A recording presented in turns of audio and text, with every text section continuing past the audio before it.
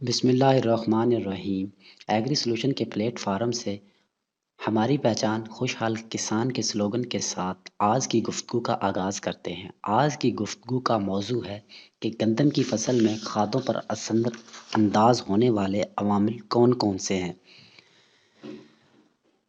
اس سے پہلے ہم بات کرتے ہیں درمیانی زمینوں میں نائٹروجن، فاسفورس اور پوٹاش کی کتنی سفارش کی جاتی ہے اور کتنی یہ کھادیں ڈالنا ضروری ہوتا ہے، اور اس کے ساتھ کمزور زمینوں میں نائٹروجن، فاسفورس اور پوٹاش کی مقدار کتنی زیادہ ڈالنا ضروری ہوتی ہے۔ اگر ہم بات کریں درمیانی زمینوں میں، تو درمیانی زمینوں میں نائٹروجن، فاسفورس اور پوٹاش بالترتیب 46، 35 اور 25 کلو گرام فی ایکڑ ڈالنا بہت ضروری ہوتا ہے۔ کمزور زمینوں میں 64، 46 اور 25 کلو گرام کھاد ڈالنے کی سفارش کی جاتی ہے۔ اگر ہم 1 ایکڑ سے 80 من گندم حاصل کرنا چاہتے ہیں تو اس کے لیے ہمیں 80 کلو نائٹروجن، 32 کلو فاسفورس اور 91 کلو پوٹاش کی ضرورت ہوگی۔ اس بات سے ہم اندازہ لگا سکتے ہیں کہ گندم کی اچھی پیداوار کے لیے فاسفورس کی بجائے نائٹروجن اور پوٹاش کی زیادہ ضرورت ہوتی ہے۔ اب ہم بات کریں گے ان عوامل کی جو عوامل گندم کی فصل میں کھادوں پر اثر انداز ہوتے ہیں اور جن کی وجہ سے کھادوں کا اثر زیادہ یا کم ہوتا ہے۔ ان عوامل میں سب سے پہلے زمینی زرخیزی کا فرق۔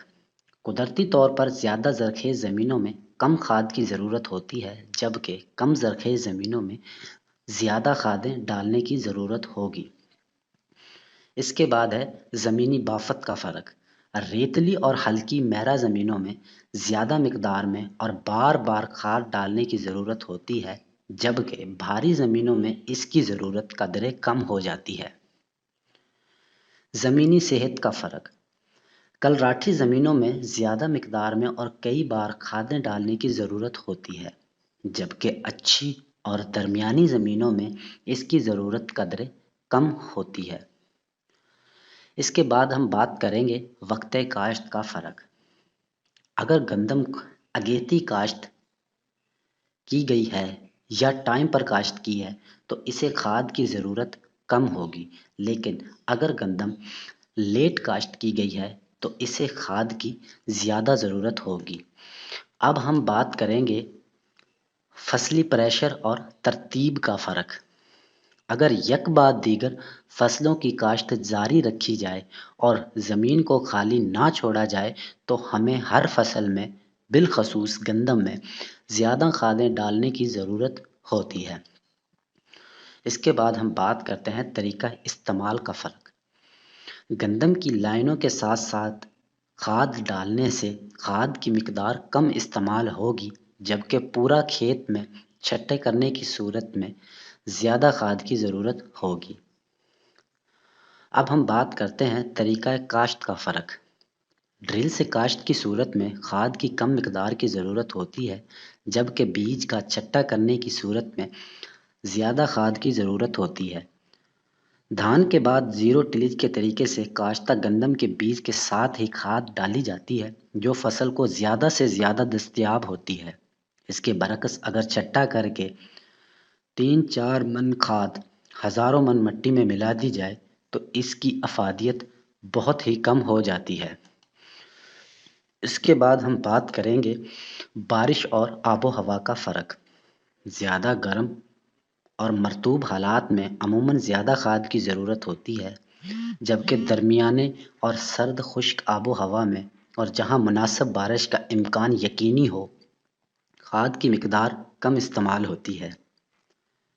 اس طرح کم بارش والے علاقے میں کم، جبکہ زیادہ بارش والے علاقے میں قدرے زیادہ مقدار میں کھاد ڈالنے کی ضرورت ہوگی۔ پانی کی دستیابی اور نوعیت۔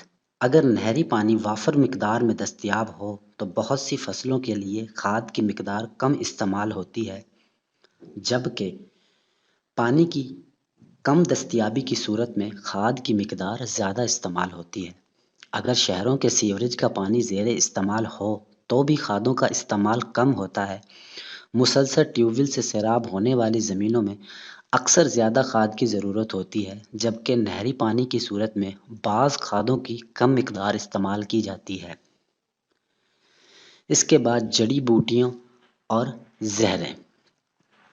گندم کے کھیتوں میں جڑی بوٹی کی فراوانی ہو، وہاں اگر جڑی بوٹی مار زہر سپرے کرنے کا ارادہ نہ ہو تو مجبوراً زیادہ کھاد استعمال کرنی پڑتی ہے، جبکہ صاف کھیتوں میں کھاد کی مقدار کم استعمال ہوتی ہے۔ اس کی بڑی وجہ یہ ہے کہ ڈالی گئی خوراک کا ایک حصہ تو بڑی جڑی بوٹیوں کی نظر ہو جاتا ہے۔